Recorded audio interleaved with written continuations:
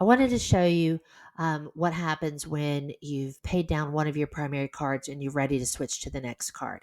So I started in mid-June, but the first month at a glance worksheet that I had was for the month of July.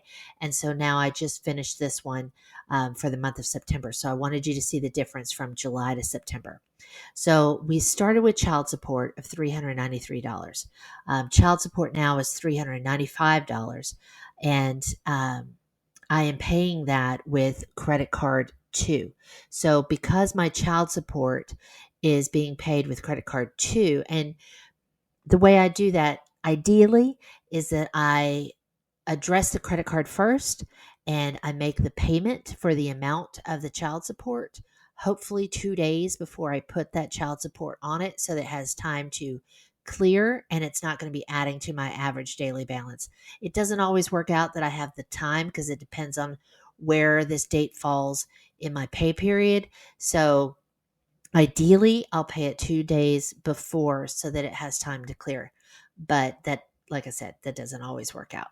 So, child support, again, it's paid with credit card two. So that means I no longer have to pay that credit card minimum payment of $177. So that gets cleared up and I can then use that money to apply it towards my new primary card.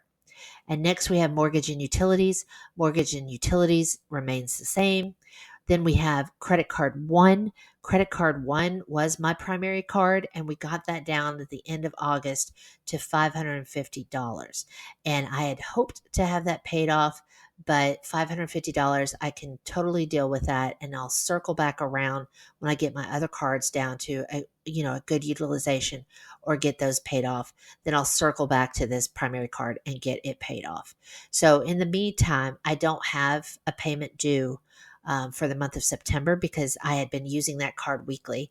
And so the next payment will be due October 3rd, and it's going to be around $30 for that payment. So I'm totally fine with that.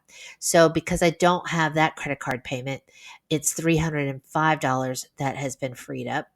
And then we have the phone and the internet. It was $268 in July. That also included cable in there, but cable has been transferred to another family member who's taking over that bill, and then we pay her. And then we have our son took over his phone payment. So this has nothing to do with our velocity banking strategy, but it is a reduction in our budget from July to September of $108. Credit card three is now my primary card. So because I am now using that as my primary card that I pay off weekly, I no longer have that monthly $238 payment. Credit card four was $133. It's $86 now. I don't have any miscellaneous bills that I can match with it, but there is a reduction in that payment because I had a subscription that I've since canceled. Car insurance is $213, and car insurance is now being used as my minimum payment for credit card five. So that means credit card five now has $132 that's been freed up. Then I have medical bills one, two, three, and life insurance. And those are now being used as my minimum payment for credit card seven. So that means credit card seven, I no longer have to make that minimum payment, and that frees up $186. So then credit card six is a private lending card. It is my Home Depot card. So I don't have any miscellaneous bills that I can match to make that payment. So it remains at the $29. And then the personal truck loan, again, that was $150, but then the cable that was included with the phone and the internet bill, the truck loan and the cable now goes to the same relative. And so we pay her $178 for that.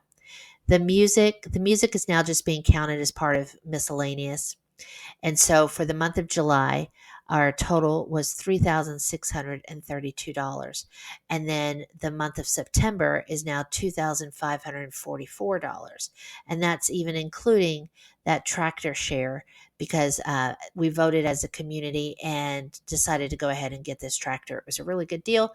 And so we now have a monthly payment for our share of the cost of the tractor.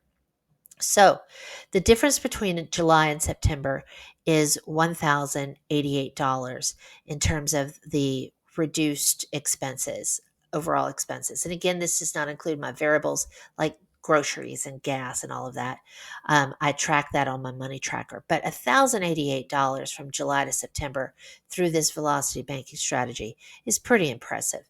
And then you have the 305, 177, the 238, the 132, and the 186. Those are all credit card minimum payments that I no longer have to pay out towards those credit cards, because instead of paying miscellaneous bills and the credit card payments, we're making the change to miscellaneous bills as our credit card payment. So that means that those miscellaneous credit card bills that come to $1,038 can now be applied towards my primary card to pay that down quickly.